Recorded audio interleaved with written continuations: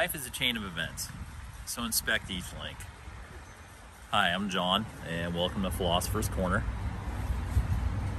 For those of you who don't know me, I graduated from West Point in '98 with a degree in philosophy, and I was an ex-Army pilot, and I worked on war staff, and I got out and went into stand-up comedy in 2005, and I've been in the arts and entertainment ever since, which is really an extension of my philosophical training that I received at West Point, predominantly under Dr. Lou Poyman, who was a great philosopher, R.I.P., Dr. Poyman. And, you know, philosophy has stuck with me. It's a system of thinking that helps you approach systems of thinking. Philosophy comes from the Greek philo and sophy, basically meaning lover of wisdom. And it has not steered me wrong this life. It has confounded me and done some other things and put me on some circuitous routes to the truth and wisdom, but it has never failed me as long as I've kept at it. And one of the very fundamental thought processes of it that helped lead me to many truths, which I was ignorant of when I began my truthful search, was the fact that, in fact, life is a series of events. They're causal. There's cause and effect, and you can inspect each linkage forward or backwards, which was funny enough. I remember when Dr. Poyman back in school had me write a paper about cause and effect, and I was so contrarian that I wrote that cause and effect didn't exist, and I cited multi-dimensional reasons as to why cause and effect didn't exist. I cited nonlinear time as a proof that cause and effect didn't exist. Turns out I was wrong, but I wrote it really well, so he gave me a decent grade. But here I am to let you know that, in fact, life is a chain of events, and we can't inspect each link, which is really what any form of philosophy sort of comes down to. When you get into philosophy, you really want to get down into you want to get into the procession of the logic of things. Now, good logic won't always lead you to the true answer, but good logic is the place to start. Because if you have bad logic, you can immediately throw out that train of thought. So the linkages from one event or one thought or one principle to the next need to have a logical coherence, right? And that's sort of how we begin to inspect these chains of causation. So cause and effect, they exist, and they seem to be, and many people say that it is, the fact that that is what creates the world, essentially, are these chains of causation. So you have a cause, and then you have an effect, right? In its simplest form. You have one moment, and then you have some connection to the next moment. And then that goes from there on, you know, ad infinitum, out to infinity and beyond, as Buzz Lightyear might say. Cause and effect. Now, you know, different philosophers, they have different theories on what goes into the cause, what goes into the effect. They want to see, you know, they're trying to, you know, like famously Immanuel Kant says everything's about intention. So, you know, they're trying to figure out how do you influence the cause and effect, like what are the mechanisms of it. But right now, it's just good to know that cause and effect exist. Something happens and it causes another thing to exist, right? And that's sort of the basis of all areas of inquiry. Even when you go into regular hardcore science, you know, what scientists are really asking is, oh, what caused that? Right? Like basically every scientist, all they're really ever asking is, what causes this thing, this phenomenon? What causes this? And they can come into it scientific method style, and they have an idea about it, a hypothesis, and they go, oh, I have this idea of like why this thing happens, right? Or why this thing doesn't happen, but it's all in relation to cause and effect. And they have an idea, and then they create an experiment, and they go, oh, I think this thing is happening because of this. And they go, oh, well, let's create an experiment to see if that thing that I think is causing this effect is in fact the cause of this effect. And then they run a bunch of iterations of an experiment, and they get the results, and then they run the results, and they go, oh, well, this is a very serious list of results of this thing that I think was happening. And it may very well be a serious subject, or it may very well be a silly subject. But either way, they get a list of the results of their experiment, and then they bring it back and they compare it to their original hypothesis, their idea, and they go, oh, well, does this match up with this? You know, and then whatever the analysis of that is creates the next iteration, right? So it loops back onto itself of like, okay, cool, had an idea, made an experiment, got the data, now we're comparing it to the initial hypothesis, and now we have this analysis, and with that analysis we're actually going to go back into the same loop and do it again. Like, okay, well, now that we have this analysis, this information based on the idea in the experiment, like, let's run through again, you know, with adjustments if we want, right? And then it goes and goes and goes and goes until in the hardcore scientific world they get the data and the idea to a particular level of statistical certainty, right? And based on whatever that level of statistical measure that they're using is, will tell them it either satisfies their inquiry, or it continues to drive the inquiry, or it takes the inquiry into an entirely different chain of events, essentially. But they never leave the chain of events, right? Because causation. Because cause and effect, in its simplest form, cause and effect. Now, interestingly, some people will backwards engineer. They'll say, we have an effect, we'd like to know what the cause is. But the important thing to remember is that they're always operating on the philosophical principle of cause and effect, of the linkage, of the causation of things, right? It never varies. It doesn't matter the scale of the cause and effect. It doesn't matter the timing of the cause and effect. It doesn't matter whether it's in the physical realm, or in the spiritual realm, or in the quantum realm, which is pretty much both. It sticks. It continues. It's a constant. It's when you zoom in to a very, very, very small level, you can see cause and effect happening on chemical levels, microscopic levels, quantum levels, you know, molecular levels, atomic levels. And then when you come back out into the biological realm, it's easy. Physics is only a description of mechanical causes and effects. There's gravity, so gravity is cause, and all the effects are anything that gravity affects. Or there's something has mass. Having mass is a cause in and of itself. Something has mass. Well, what's the effect of something having mass? Well, number one is that it displaces things in the reality, and then it has effects, right? And there's so many different ways to analyze the different effects. I mean, just as a seemingly stationary object, its cause is that it's there, and then the effect is that you notice it exists, it has displacement, it has some sort of radiation, it has a half-life, it has some sort of electromagnetic signature, it catalyzes people thinking about it, it catalyzes people talking about it, it like does all these different things, right? And that's before anybody even determines any sort of function. Because then when somebody determines a function for something, let's say you have a boulder, right? Let's say you have a boulder, and it's just sitting there, and seemingly has little to no effect, which is improper perception. Everything has an effect. It's sitting there, right? Well, the moment somebody determines that that boulder would be perfect to carve down or sculpt into a piece of furniture or a piece of art, all of a sudden, that seemingly like ineffectual boulder is now going to have a tremendous effect. Would you be surprised to know that boulder turned into, the Venus de Milo? Okay, now what's the effect of the Venus de Milo? It's not just a boulder anymore now, is it?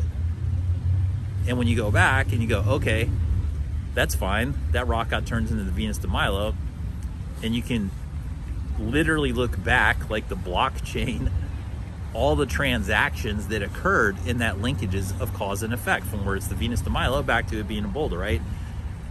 And the cool thing about being in this particular world is that that's not the only series of causations that occurred in that particular journey of that boulder to becoming Venus to Milo.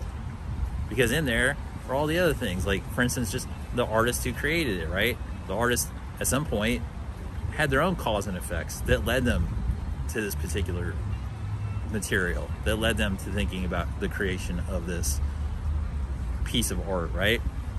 And so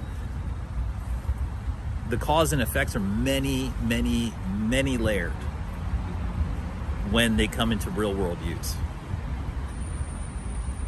Extremely sophisticated. That's why I think it's helpful to look at the atomic level of the reality, because when you look at the atomic level, you basically have all these little pieces of energy with their own little electromagnetic orbits. You know, they have their nucleuses and they have their little orbits with their electrons and everything. And basically all of them are finding ways to electromagnetically link into each other, right? That's basically what matter is. Matter is a series of atomic molecules that have found linkages with other atomic bodies, right? And they've linked up, however they link up, whatever that's like their electron fields have like conjoined orbits. But basically they, when you like really simplify it, they're basically like chain links together, you know, and every once in a while you get a valence electron that comes in and can bond to whatever and change the whole structure of a thing, which is a crazy thing, but that's also cause and effect, right? Built in. But basically, like, any piece of matter is really just like chicken wire chain links all linked together, and how they link together has an effect on the type of matter that is presented in the reality. And then those matters get linked up in different ways, right? And that's where it gets sort of more traditionally philosophical. You go, okay, it's not just the biological mechanical linkages and the physics linkages and causations that are at play here. Then you get down to these like astral, spiritual, intention, Immanuel Kant sort of areas, and into other realms. But you find that they are still operating on the base principle of cause and effect. Right? Now, people will try to drill in to figure out if you can alter the effect through your cause. You know, you put intention, you put this, you put that. There's a lot of theories. You know, art really experiments with cause and effect, really, of like, you know, because if you think about every painter ever, right? Cause and effect in the painting world. You have a canvas, you have paint or some kind of material. You have a canvas, and you have some kind of material on the canvas. But that's what every artist, that's what every painter starts with. It's just like same blank canvas, same set of materials to put some colors or images onto the canvas to achieve an effect, right? So there's a cause and effect. And on the philosophical level, Picasso's the same as like your amateur down the street. It's just some person with a canvas that wants to put something on it to achieve an effect on a person presumably is going to come to view it. It's cause and effect, cause and effect, cause and effect. And it doesn't matter if it's business, it doesn't matter if it's art, it doesn't matter if it's your personal life. It's literally just a fundamental building block of reality, all the way from the mental plane to the biological animal plane. It's just cause and effect. And so, as a philosopher, it's fun to be able to view the world with clarity in that respect, because then you can examine each of the links. You go cause and effect. Okay, I can examine the links. And when you get into examining the links, there's like so much energy in those links, because in those links is where the moment exists. When people talk about being in the moment, a lot of what they're saying is you should really like become aware of the cause and effect, because it's a non-stop occurrence in the moment. Your emotions are coming, you're breathing, you're thinking, like all these. Really, when we're describing life, we're describing the sensation of being in the moment, of experiencing cause and effect. And furthermore, a lot of people, as we become self-aware, want to find a way to harness the cause and effect to create the effects that we believe would please us. That's a lot of the human condition, is just coming to the realization that cause and effect exists, and then when that moment becomes a fundamental understanding of the experience that we're engaged in, and it's not just personal to us, that it's universal to the environment that we're in, the next logical step for most people is, okay, well, how do I achieve the effect that I desire? And that comes with being authentic, having authentic vibrations of your desires, of what you're trying to affect, the emotional states you want to achieve, the physical states that you want to be in. Essentially, most people that I've met through life who are actually at peace have just come to clarity on the chain of cause and effects.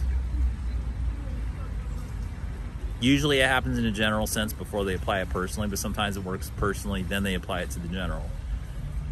But most people I've met who have achieved peace in their life just have a clear understanding of cause and effect and what their cause is in their personal field and the effect that they're getting back from the cause of their personal field.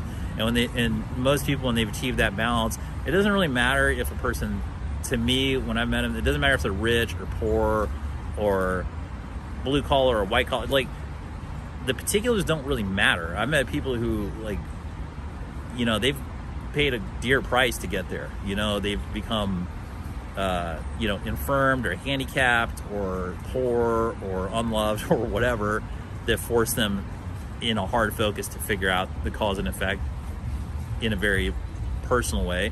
I've met people who've sort of like eased through and they've lived a really good life with like relatively, you know, few obstacles or real tragedy, and they've also achieved clarity on the cause and effect. But either way, when they get there, that seems to be the thing that gives them the most peace, is clearly seeing the cause and effect. No matter how simple or how sophisticated a person wants to make that understanding for themselves.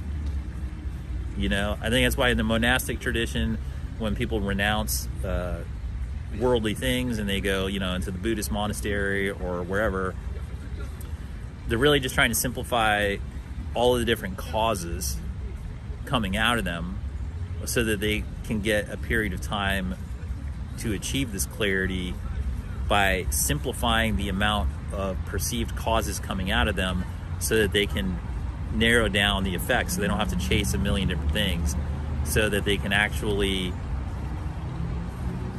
make it easier to become self-aware and see what causes they are affecting.